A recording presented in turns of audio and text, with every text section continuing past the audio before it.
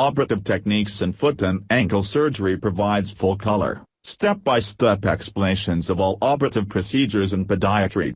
It contains the chapters on the foot and ankle from Sam W. Wiesel's Operative Techniques in Orthopaedic Surgery.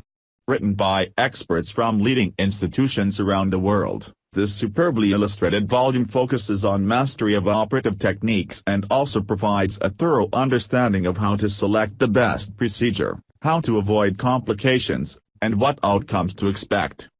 The user-friendly format is ideal for quick preoperative review of the steps of a procedure.